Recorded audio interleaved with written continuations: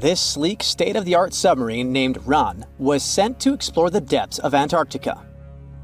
But as soon as it discovered something, it mysteriously disappeared. So, what happened? It all started when scientists wanted to explore one of the most remote and mysterious places on Earth, the Dotson Ice Shelf in West Antarctica. This ice shelf, silent giant, stretches 30 miles wide. That's almost the length of New York City. It stands between two icy promontories, the Martin and Bear Peninsulas, and it hides an entire world of geological mysteries. If you think that Antarctica is nothing but a desert of super thick snow and ice, you're wrong. There are entire landscapes hidden deep down there. The underside of the Dotson Ice Shelf is a rugged, dynamic terrain shaped by the slow, relentless forces of nature. There are towering ice formations, deep troughs, and bizarre structures stretching for hundreds of feet. Scientists are super curious about it, but as you can imagine, this landscape isn't easy to explore at all. To find out more, we have to scan the area with satellites or try drilling through the snow, trying to collect the big picture, piece by piece. But these methods only gave us vague hints. The real breakthrough happened when scientists came up with the idea to let the submarines explore it. Autonomous submersibles could swoop deep into the icy waters beneath the Dotson Ice Shelf and tell us what's up down there. These robotic explorers have fantastic advanced sonar systems. It's that thing that bats or dolphins do. They can use sound to see the world. Basically, they send out sound waves underwater, and when those waves hit something like the ice shelf above or the seafloor below, they bounce back to the system. Animals feel how long it took for the sound waves to return and how they changed. And this helped them understand what's located where. For example, clicks that dolphins send out tell them where the fish are. We copied this crazy evolutionary trick and adapted it to our underwater exploration. Only our version is much cooler, with a higher level of precision, so we created detailed maps of the environment. The Ran submarine was one of those robotic explorers. It was named after the Norse deity of the sea. Ran had been meticulously programmed to navigate a treacherous landscape of Antarctica. But even with all this training, its journey led to an unexpected and eerie end. In 2019, Ran was sent to explore the depths beneath the Dotson Ice Shelf.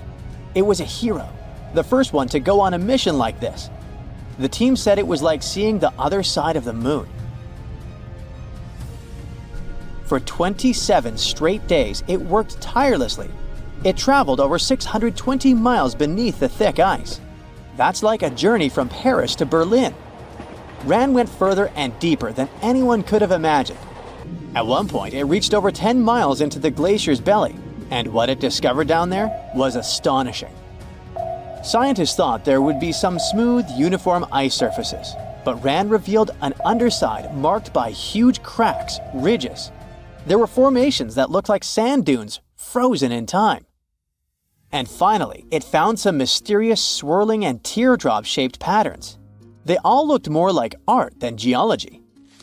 This actually tells the story of ice shelves and the ocean around it. Warm water sneaks in under the ice and melts it from below. Sometimes it smooths the ice out, but other times it carves out these weird, uneven shapes that look like patterns and drawings. And some of these shapes are huge, over 1,300 feet long. That's about 3.5 football fields. The reason why they look like swirling doodles is because the Earth spins. It makes the water turn in special ways, bending the shapes and drawing these spirals. It's called the Coriolis effect. Imagine you were on a merry-go-round and tried to throw something like a ball. It would go in a curve, not a straight line. Same thing happens with the water on Earth. Later, scientists found similar patterns in other Antarctic ice shelves, though they weren't as epic as the ones under Dotson. But Ran also discovered something horrifying. Turns out that these warm waters, aside from being great artists, are also a huge danger. The Dotson Ice Shelf isn't just hanging out serenely on the sea. It's part of a very delicate system and acts as a protective barrier that holds back huge glaciers in West Antarctica. The ice shelf is floating on the ocean, but it's still connected to the land. As warm water sneaks underneath it and the ice melts, the Dotson can't hold on to the land as tightly anymore. The protective barrier starts to weaken, and this lets the glaciers behind it move faster into the ocean. When those glaciers flow into the sea, they add more water, which could cause sea levels to rise, eventually changing our coastlines. Rand stumbled upon huge pockets where the ice was melting at alarming rates, all due to powerful underwater currents. It was like seeing a ticking clock on the glacier. The stakes were high, but luckily the submarine was ready. This time, it managed to return. And then, it worked for 5 more years, helping scientists with tons of useful data. The missions were daunting. There could be periods where Rand slipped into the pitch-black cavity beneath the glaciers, spending 24 hours without communication. But it was mapping every peak and every valley. It gained experience from over 40 missions below ice. Then, in early 2024, Rand went on a mission to the Thwaites Glacier. The mission was bold from the start. This place is also ominously referred to as the Doomsday Glacier. It's called that because it's slowly melting and has the potential to raise sea levels worldwide if it collapses, causing catastrophes everywhere. That's why Rand was dispatched to explore its underbelly, a place that had never been mapped so intricately before. The idea was to uncover the glacier's secrets, study how rapidly it was melting and why. This was Rand's second time exploring Thwaites. During the previous visit, it became the first sub to ever map the glacier's underside. Rand was exploring the depths from 650 feet to 1,650 feet. It sent a lot of data about how the Doomsday Glacier was slowly melting due to warm ocean currents. But while venturing into these icy depths, something went wrong. Out of nowhere, Rand vanished. Without warning, without a trace. One moment it was sending back crucial data, and the next it had slipped into the abyss. No distress signals, no final transmission, and it didn't return to the point it was supposed to. People sent extensive searches, helicopters soared overhead, drones buzzed through the frozen skies, but no sign of the submersible emerged from the glacier's grasp. After a while, Rand's batteries would certainly run away, so at this point, it had definitely been swallowed by the abyss beneath 1,500 feet of ice. That was a huge and sad loss for the scientific team. The scientists at the University of Gothenburg are now looking to replace Rand and continue their important research under Thwaites. To this day, scientists have no idea what happened to it. Some say it may have been trapped in the ice. Others believe it was pulled away by an unseen current. It also might have collided with something unexpected. Whatever the truth is, its disappearance has left scientists stunned, and it looks like the ice shelf will hold on to its secrets a little longer. At least we gained a treasure trove of knowledge from Rand's journey. Scientists keep exploring Antarctica, looking for history that hides under the snow. For example, they discovered that around 90 million years ago, a lush temperate rainforest thrived near the South Pole. They revealed an ancient world far warmer than they ever imagined. Deep in Antarctica, they unearthed fossilized roots, pollen, and spores preserved in the soil. All this shows that there was a swampy rainforest that flourished despite months of polar darkness. All these discoveries changed our understanding of Earth's climate, both in the past and the future. Submarines are like huge underwater ships built to handle the intense pressure deep below. It's not big animals you need to worry about, it's little troublemakers. Before going deep down, you load up the submarine with all kinds of foods, cans, frozen stuff, and some fresh goodies, including lots of potatoes. Surprise! Among those sacks of spuds, there might be some fruit flies just waiting to join the adventure and start a family of their own. You seal everything up tight, and off you go with your crew of about 180 sailors, completely unaware of the tiny intruders about to cause some chaos. Once those fruit flies start multiplying, there's no escaping them. After a few days, you can see some fruit flies in the crew mess area. At first, they might cause a minor annoyance here and there, but as days pass, the number of fruit flies grows rapidly. Soon enough, there are many more of them all over the tables and TVs, creating a situation for you. Within a couple more days, the place is practically covered with a swarm of beige flies, making it impossible for you to enter the trash room without wearing a mask. Otherwise, you might choke on fruit flies. The chief culinary specialist tries to use a handheld vacuum, attempting to get rid of the flies. They're everywhere, and you spend the next couple of weeks eagerly waiting for all the fresh food to run out so you can finally clean out those storage rooms.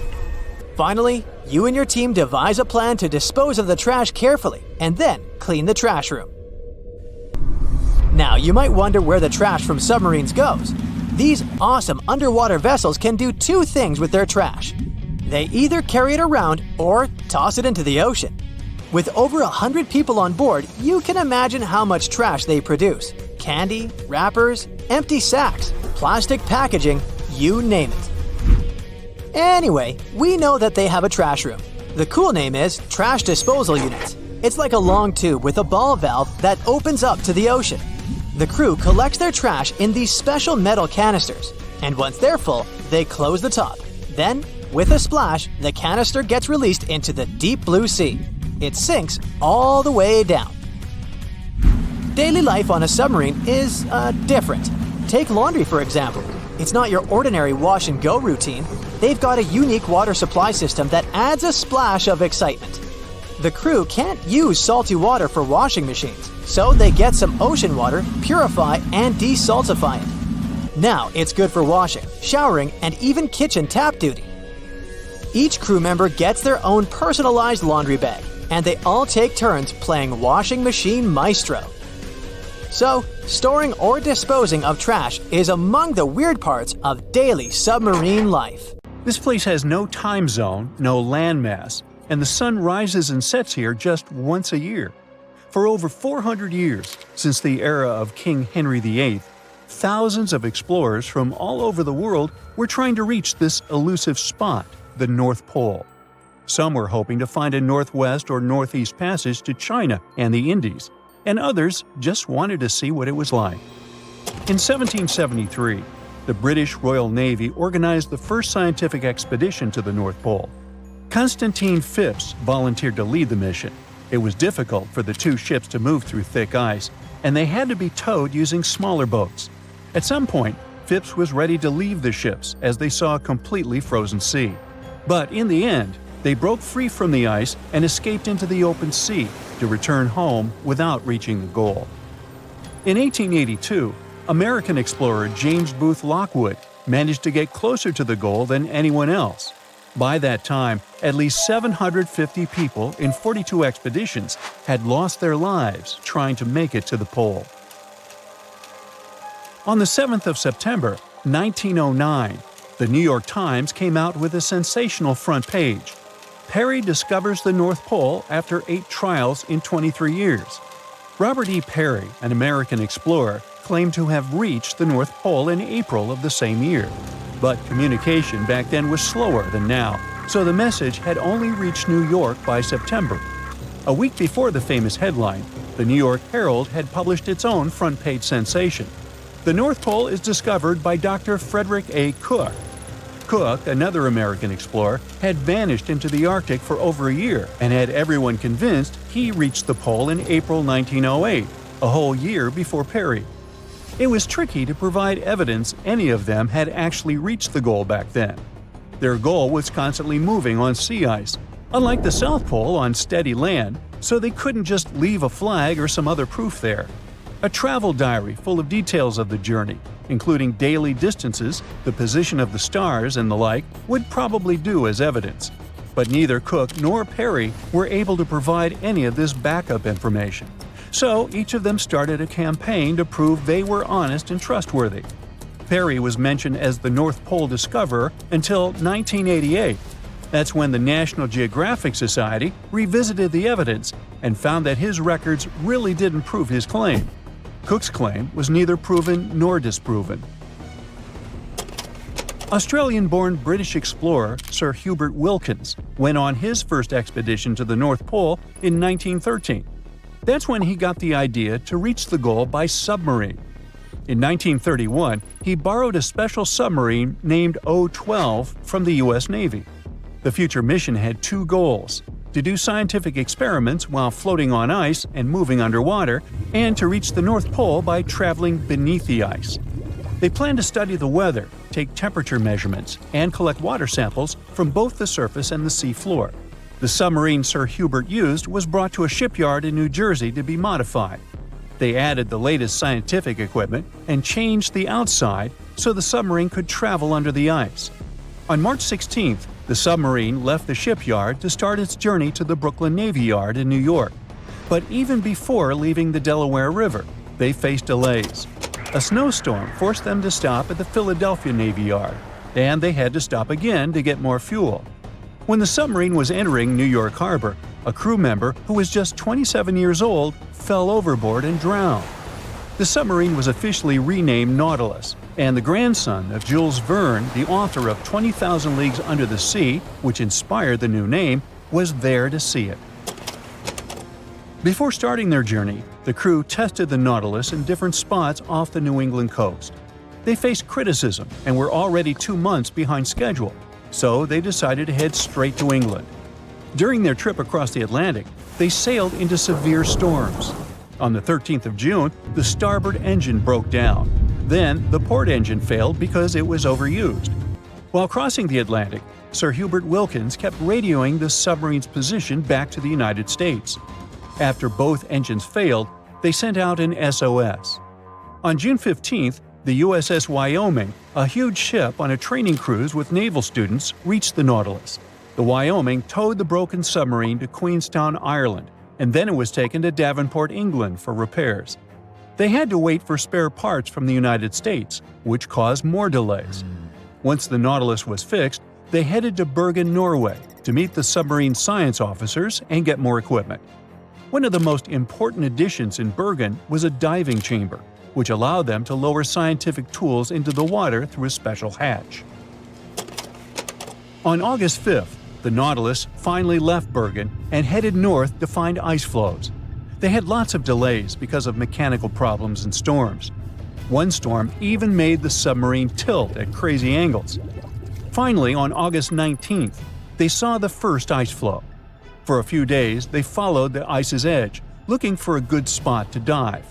3 days later, they tried to dive under the ice, but discovered that the submarine's diving rudders were missing. One diver went overboard to check and saw that someone must have broken off the rudders on purpose. This made Wilkins think that someone on the crew had sabotaged the submarine because they didn't trust the mission. Even without the rudders, Wilkins still wanted to do some of his scientific experiments. On the last day of August, they found a way to force the Nautilus under a 3-foot-thick ice floe. They had to fill the ballast tanks and adjust the trim. They managed to make more dives under this ice this way before the journey ended. After a few more days of trying to do research, Wilkins decided it was too dangerous to stay at sea. The Nautilus arrived at Svalbard, the Norwegian archipelago between mainland Norway and the North Pole, on September 8th, after going through the worst storm of the trip. They planned to go to a port in England, but another storm caused a lot of damage and made the engines fail, so they had to stop in Bergen again. After getting permission from the United States Shipping Board, the Nautilus was towed out of Bergen and sunk in a Norwegian fjord on November 13, 1931. In 1958, a U.S. submarine with the same name, Nautilus, became the first vessel that reached the North Pole by traveling under the ice. This Nautilus was much bigger than the submarines that came before it. It was 319 feet long and weighed 3,590 tons. For comparison, the other Nautilus was 175 feet long. Unlike other submarines, the new Nautilus could stay underwater for a longer time because of its special atomic engine didn't need air and only used a tiny amount of nuclear fuel. On July 23, 1958, it left Pearl Harbor, Hawaii on Operation Sunshine. There were 116 people on board: Commander Anderson, 111 officers and crew, and 4 civilian scientists. The Nautilus traveled north through the Bering Strait and only surfaced once at Point Barrow, Alaska. On August 1st, the submarine left the north coast of Alaska and dove under the Arctic ice cap. The submarine traveled at a depth of 500 feet, with the ice above it between 10 to 50 feet thick. At 11:15 p.m. on August 3rd, Commander Anderson told his crew, "For the world, our country, and the Navy, the North Pole." And the Nautilus went right under the North Pole without stopping. On August 5th, the submarine came up in the Greenland Sea, and then 2 days later, it finished its historic trip in Iceland. The plane broke into 3 large pieces and crashed onto the hillside, scattering parts all over the snowy ground. The wings ripped off, and the main body of the aircraft split into 2 parts. Flames crackled from what was left of the airplane. 7 out of 9 crew members survived the crash. They were all part of the 1946 U.S. mission to map the Antarctic continent. There were 13 ships, 23 aircraft, and 4,700 people to do the job. They only had 2 months of summer down there before the weather got too bad. USS Pine Island took 3 seaplanes on their mission. One of the planes, called George 1, had a crew of 9 people. They went on their first 10-hour mission. Later, when it was time for the second flight, the weather got worse, with stormy seas and low visibility. But they decided to take the chance and fly anyway. It was supposed to be an epic adventure, and even the captain of Pine Island joined the expedition. The pilot, Ralph Frenchy LeBlanc, was very experienced and not worried about the weather. The plane was tied to some small boats, but the waves were so strong that the lines holding it were damaging the plane's metal body. Crew members had to attach 4 special rocket boosters, called jet-assisted takeoff bottles, to help the plane lift off. It managed to do so after a run of about 5 miles, but got straight into a blinding snowstorm. James Robbie Robbins was just 19 years old back then, but already had 1,500 hours of experience as a radar operator in that type of seaplane. He once successfully flew 9 hours through thick fog and clouds in Greenland, so he trusted his abilities. The radar showed a mountain range 20 miles ahead and icebergs spread out, and it was all correct. They had to stay low to take photos for mapping, and it was impossible in bad weather. So the pilot decided to turn the plane around to head back to the ship. Suddenly, the plane hit something. At the time, they didn't know what it was, but later they realized it was a snow-covered ridge that was hidden and couldn't be seen on radar. The loud bang shocked everyone on board. The pilot and co-pilot quickly pushed the plane's controls to try to lift it back into the sky. But just a few seconds later, the fuel tank in the front of the plane blew up. Collapsing with a ridge likely cracked one of the fuel tanks, so the gas started to leak. The fumes from the gas might have been set on fire by an electrical spark or the plane's hot engines. The blast was so strong that it broke the plane into 3 parts. The pilot was hurt and stuck upside down in the burning front part of the aircraft. Some of the other men were also badly injured. Some crawled out of the wreckage, and others had been thrown out into the snow during the crash. Most of them couldn't even remember the bang or the impact. The crew managed to pull the trapped pilot out of the wreckage and put him into a sleeping bag inside the back part of the plane. They also tried to help Frederick Williams, who was severely injured. They placed him on a piece of debris to keep him still and wrapped him in blankets to keep him warm. Unfortunately, even though they did their best to take care of them, Williams passed away a few hours later. Sadly, the navigator and the radio man didn't survive the crash either. 3 crew members had only 1 blanket, so they took turns staying in the middle where it was warmer. For the first 3 days, the weather was really bad. It snowed a lot, and the sky was super dark and cloudy.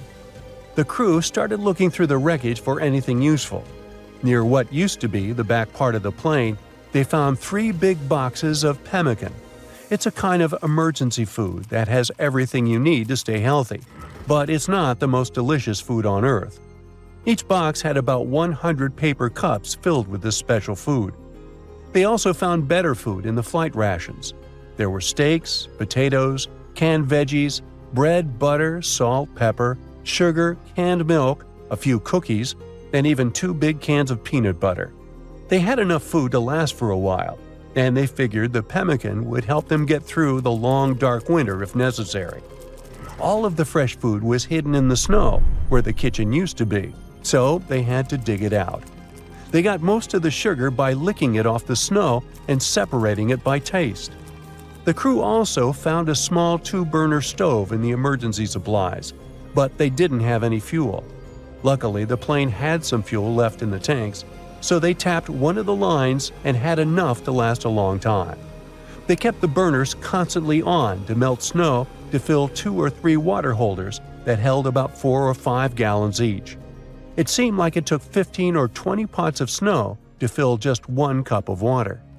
After 3 days, the weather got better, the sky was clear, and the sun was shining brightly. From where they were, they could see the ocean down the hill. While exploring the wreckage, they found more sleeping bags, a camera with film, and other supplies like a sled and a life raft made for 9 people. Days went by, and the sun never went down. Huge, hungry seagulls hanging out right next to the wreck were getting on everyone's nerves. To distract themselves a bit, the crew played an old Navy game called Salvo. It's like a battleships game for 2 players, where your task is to find and defeat all the ships of your rival. They also took some photos of everyone and the wreck from different angles with a Brownie box camera they had on the plane. The radar man painted big yellow letters on the airplane's wings with the names of the deceased crew members to make sure rescuers knew what had happened. On the 13th day, a rescue plane finally showed up. Everyone shouted, waved, and did everything to get the pilot's attention, but the plane didn't stop and kept flying. 2 hours later, it came back, and Robbins, in a hurry, threw fuel onto a pile of flammable stuff to set it on fire. The bang was so big, it burned his eyebrows, but it worked. The plane turned and flew toward them, wiggling its wings as a sign it saw them. The pilot dropped a note attached to a weight. It said, "If you can walk to the lake, make a circle. If not, form a straight line." The lake was 10 miles away, but they knew they had no choice but to get there, and so they made a circle, signaling that they were ready for rescue. Then they got to work. They stacked sleeping bags on a sled and placed their injured pilot on top. Robbins took a compass from the crashed plane and attached it to the sled's handlebars to help guide them.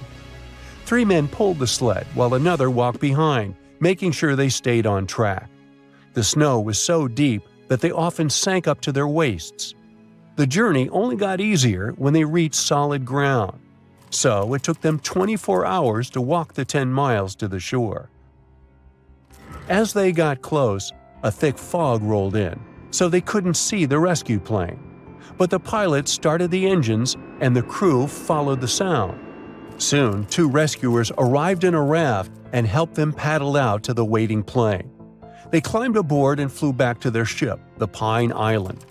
All the survivors were taken to the USS Philippine Sea and later returned home. For 6 of the 9 men who crashed on Thurston Island, life continued.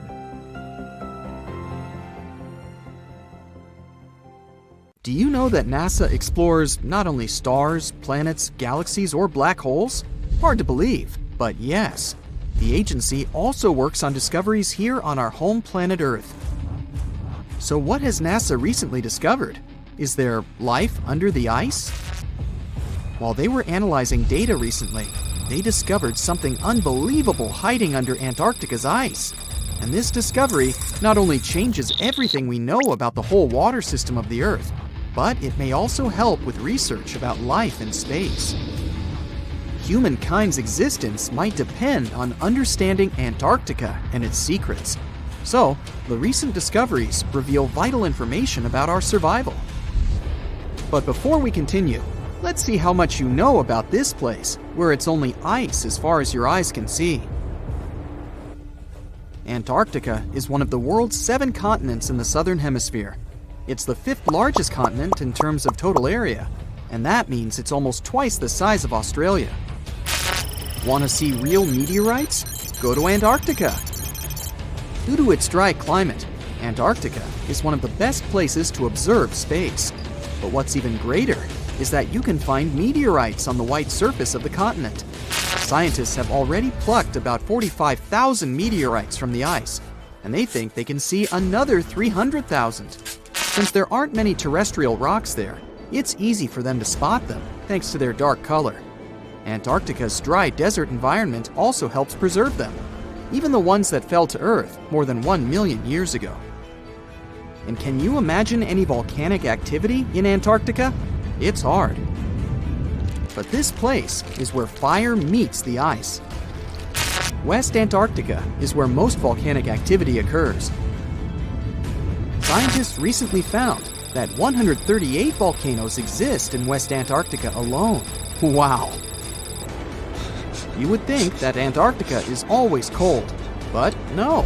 Its coastal regions can get as warm as 50 degrees Fahrenheit. But have you ever wondered what Antarctica would look like if there were no ice? It may seem unimaginable now, but it was not always covered by ice. That was 34 million years ago, though, so nobody could tell how the continent's surface would be without the ice. But NASA changed that. They generated computer simulations and created the most accurate map of it as of today. What they saw was incredible. The continent was not flat at all like it seemed. It's pretty bumpy with valleys, rolling plains, and high mountains. But this was nothing next to what they had discovered under Antarctica's ice. So, what is it? Drum roll, please. NASA found 2 new subglacial lakes. And what's even cooler about it is that they spotted these lakes from space. How is that? If your answer is high-tech satellites, then you're right. In 2003, NASA launched a satellite called IceSat. It measured ice sheet mass balance and cloud and aerosol heights. The satellite also helped create the ice-free map of Antarctica. In 2010, the European Space Agency launched the second satellite, CryoSat-2. It was for tracking the changes in the thickness of the ice. Then, in 2018, NASA launched the third one, IceSat-2, a follow-on to the IceSat spacecraft. It measured ice sheet elevation and sea ice thickness. It was NASA's most advanced Earth-observing laser instrument. It delivered the highest precision data.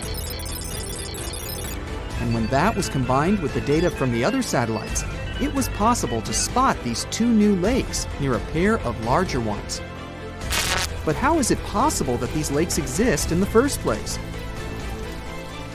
The average thickness of most Antarctica ice is approximately 1.2 miles. However, it can get over 1.8 miles thick in some places, especially during the winter.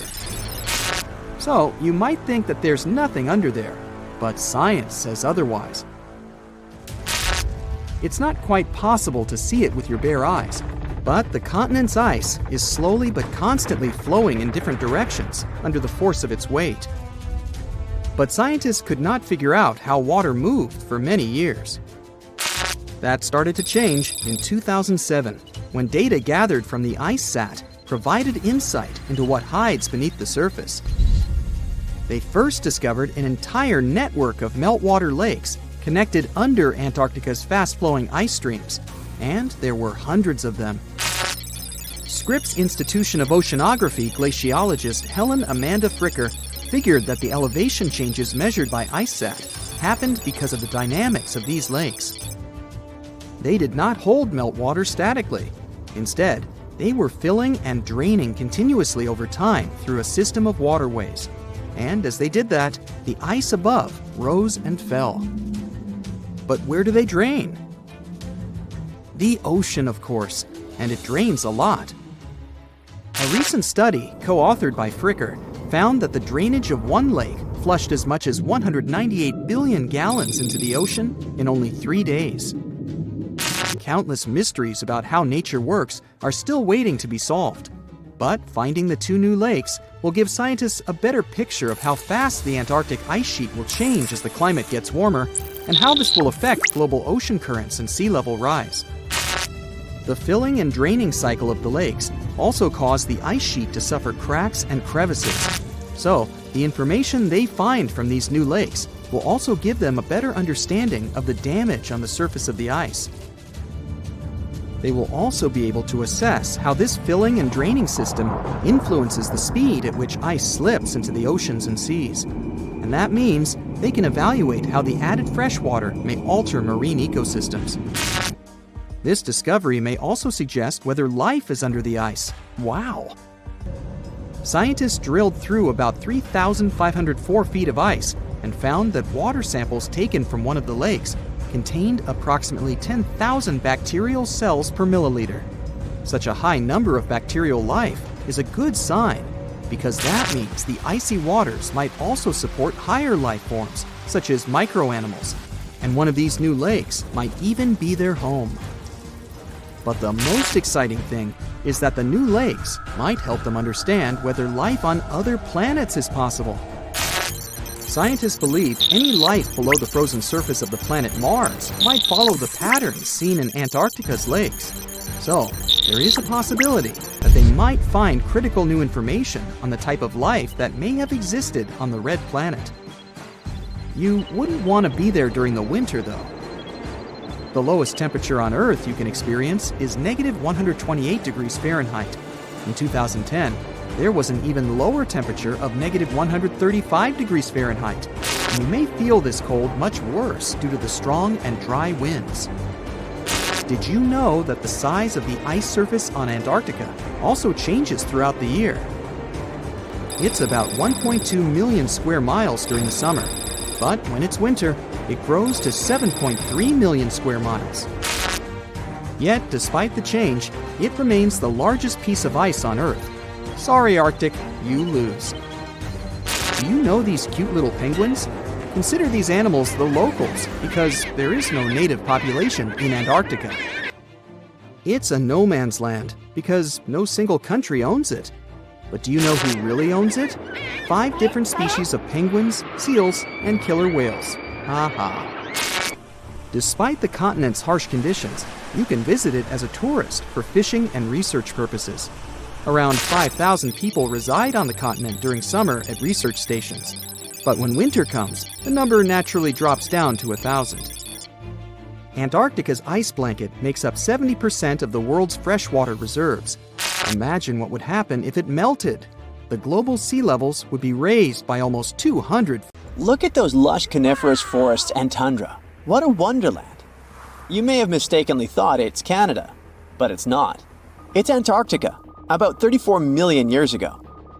So what makes Antarctica this frigid today? It turns out a mix of dropping carbon dioxide levels and some tectonic shuffle played a huge role in transforming this ice-free paradise into the frozen continent we know now. About 50 million years ago, CO2 concentrations were sky high, strutting around at around 1,000 to 2,000 parts per million. But as those levels tumbled down, global temps started to drop, paving the way for the mighty ice sheets that later took over Antarctica. While the CO2 dive was happening, tectonic activity was also working its magic.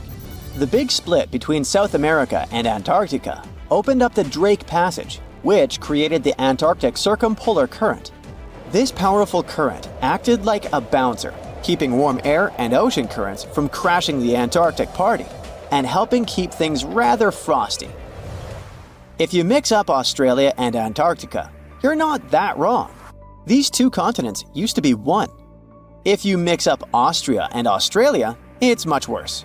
By the way, don't fall for the internet myths and memes. There's no help desk in Austria specifically for people who intended to fly to Australia.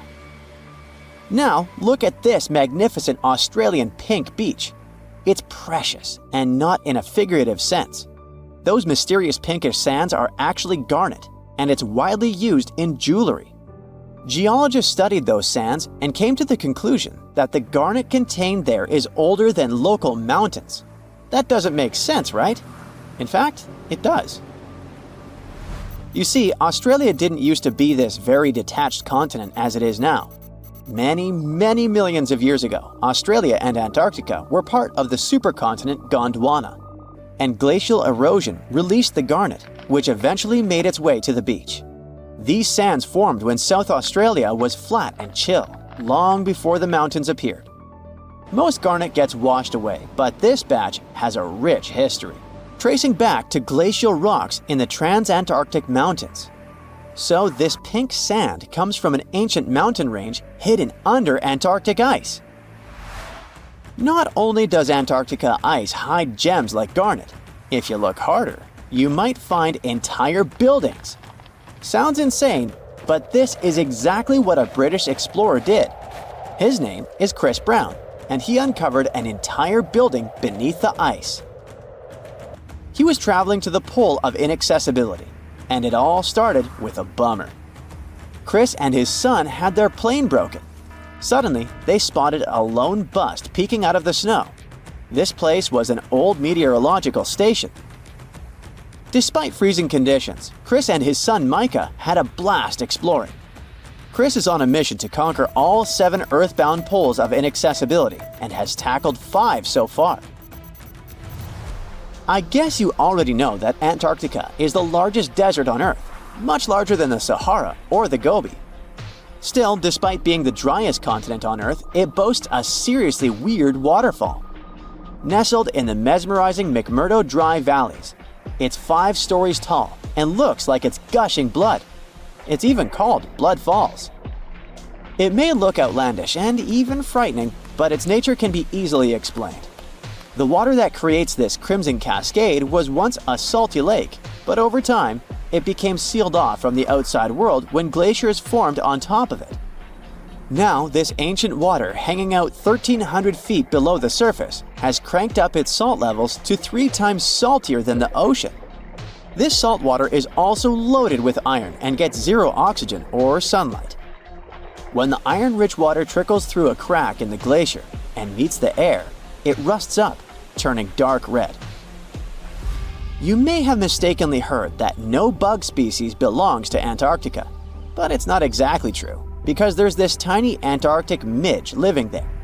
Plus, there are some spiders too. Those aren't your average spiders hanging out in the darkest corners of your apartment.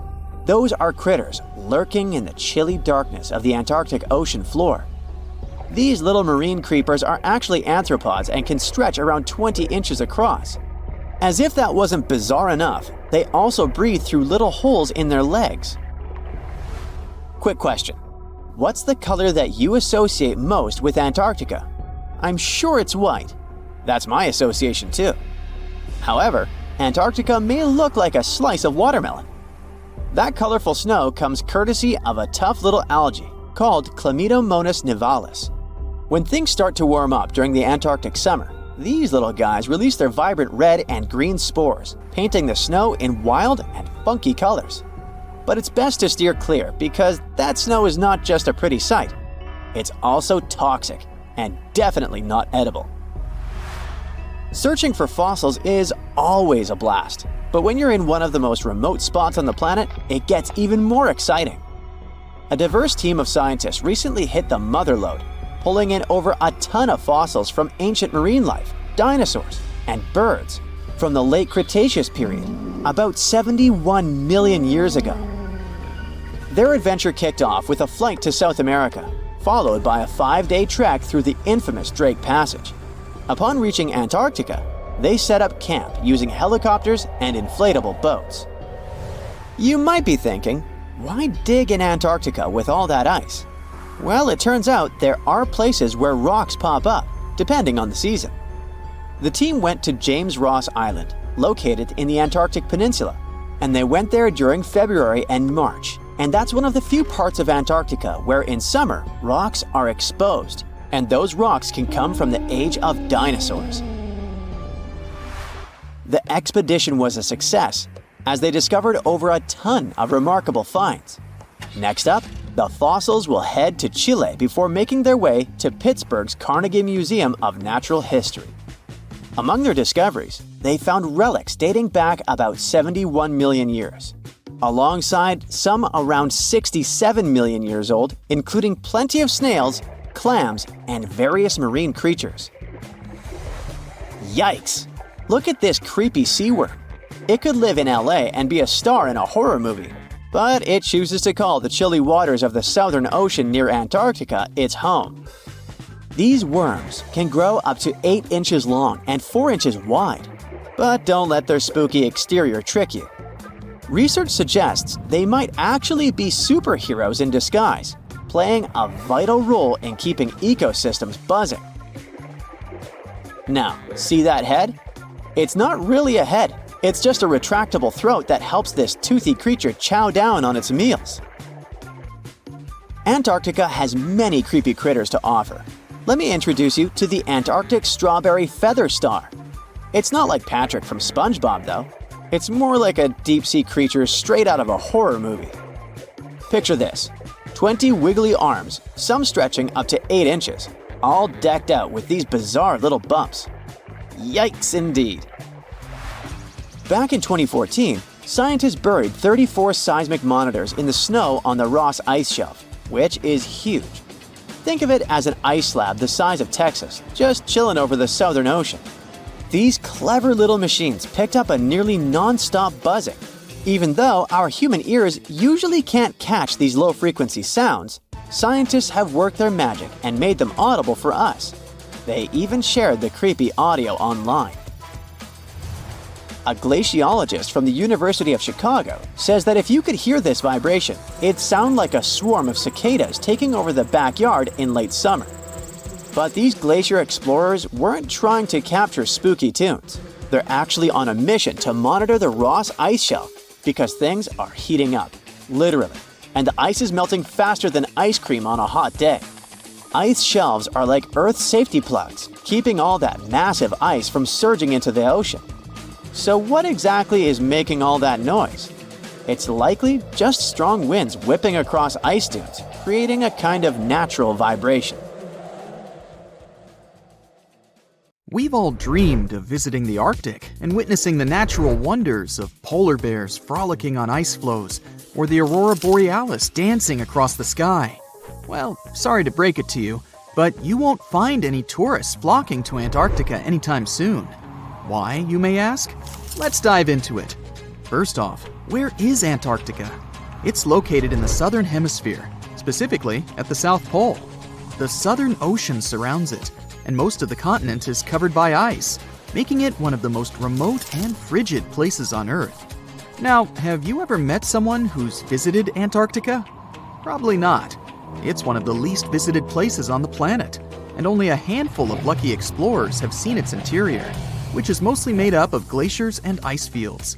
But trust me when I say the wildlife and scenery are out of this world.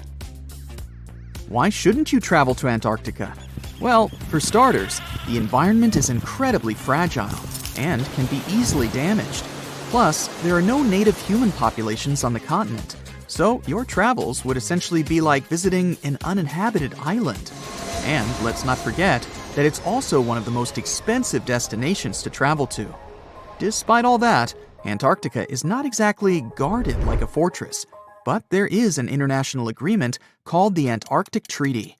This treaty was negotiated to prevent any unwanted activity on the continent and bans some forms of testing done there by member states. But the primary reason we can't just waltz into Antarctica is that it has a delicate ecosystem that needs protection. The treaty states that Antarctica should be used for peaceful purposes only and should be free from any human activity that could harm the environment. Scientists are still learning about the continent's unique ecosystem, and our activity and machines could disrupt the delicate balance that exists there. If you're still itching to go to Antarctica, getting permission isn't exactly a walk in the park. U.S. citizens, for example, need to complete a special form and send it to the Office of Ocean and Polar Affairs. And once you're there, you'll need to follow some strict guidelines to protect the environment, like not disturbing any wildlife or taking souvenirs like rocks, plants, or animals.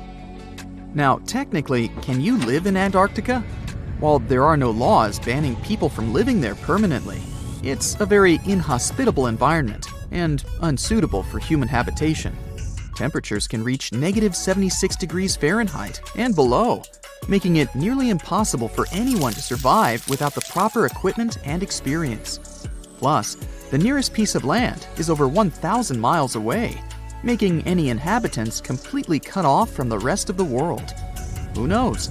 Maybe one day we'll get the chance to visit this unique and fascinating continent But until then, let's admire it from afar. Let's now talk a bit about the discovery of Antarctica. Unlike other places that were already inhabited, Antarctica never had a native human population. Ancient Greek philosophers had an idea about the continent and called it Antarctos, meaning opposite the bear. The bears it refers to are not the polar ones though, but rather the Great and Little Bear constellations, which are only observable in the northern hemisphere. As a result, the term signifies the opposite of the land of the bear. Whaling and sealing voyages in the late 1700s and early 1800s would venture further south when rounding Cape Horn at the tip of South America. It was known that going further south often meant stronger winds, but also the risk of hitting floating ice of all sizes and of winds and seas that could prove dangerous to the ship and crew. Captain James Cook was the first to cross the Antarctic Circle on January 17, 1773, in the Ross Sea region. He reached a point further north a year later, and though he didn't sight land, he came to within 50 miles and saw deposits of rock held in icebergs, indicating that a more southerly land existed. The first sighting of Antarctica is widely acknowledged to have taken place in January of 1820, during the voyage of two ships under the command of Captain Fabian Gottlieb von Bellingshausen, as part of a 2-year exploratory expedition around the world to discover new lands. The captain's ships were the first to have crossed the Antarctic Circle since Cook. The first undisputed landing on Antarctica didn't happen until much later, on January 24, 1895, at Cape Adare during the whaling voyage of the ship Antarctic, led by Henrik Bull. A small boat with 6 or possibly 7 men on board rowed ashore during calm conditions. You might not believe it, but Antarctica is actually a desert. With all that ice, you'd think it'd be like a winter wonderland with snowball fights and hot cocoa all day long. When we think of deserts, we picture camels and cacti and people struggling to find water. But in Antarctica, it's a whole different story. The struggle isn't to find water, it's to find anything that's not covered in ice. And the average rainfall has been just over 0.4 inches in the past 30 years. That's like a few drops of rain compared to what we're used to. So technically, it's not the dunes or sizzling heat that makes a desert, well, a desert. It's the lack of precipitation. But don't worry, if you ever find yourself lost in Antarctica, you won't have to worry about getting thirsty. Just make sure you bring a jacket and some mittens, because it's cold enough to make you into a popsicle. Not only is Antarctica one of the driest places on Earth, but it's also the coldest, the windiest, and the highest. Talk about overachieving. The penguins and scientists down in Antarctica have at times found themselves in a bit of a pickle when it comes to time. You see, unlike the rest of us on this big blue planet, there is no Antarctica time zone. All the lines of longitude meet at a single point at the South Pole, making it a bit of a head-scratcher when trying to figure out what time it is. Now, you might be thinking, but how do the scientists and researchers keep track of time down there? Good question. They typically stick to the time zone of the country they departed from. However, with stations from all over the world on the Antarctic Peninsula, things can get a little wacky. Imagine trying to coordinate with your neighboring countries without accidentally waking them up in the middle of the night. You might think that not much could survive in a place where the temperature is extremely cold, the sun barely shows up, and the wind could blow you away faster than a tumbleweed. Well, as in many places on Earth, life found a way in Antarctica too. Believe it or not, this frozen continent is buzzing with activity. It's home to billions of krill, which in turn attract lots of seals and more penguins than you can shake a fish at. But don't let their cute and cuddly appearance fool you. Penguins are the ultimate swimmers, with streamlined bodies that would make Olympic medal winners jealous. They come ashore to breed and chill, but their real talent is stealing pebbles from each other and forming mathematically precise huddles to stay warm. Antarctica is also home to the largest species of penguin on Earth. It's called the emperor penguin. Sure, these creatures are flightless birds, but that doesn't mean they can't jump. In fact, some of them can leap up to 120 inches. And let's not forget about the seals. With their furry bodies and special songs, these marine mammals are protected by the Antarctic Treaty, and they're thriving in the cool waters of the Southern Ocean too. But the real stars of the show are the whales. During the Antarctic summer, these huge creatures show up in droves to chow down on the abundant krill. It's indeed like a whale buffet down there. On September 23, 1880, a guy named David Lang was just strolling through his fields in Tennessee when, out of nowhere, he vanished into thin air. There was nothing around him to trip over, just wide open land with no trees, fences, or even a rock in sight.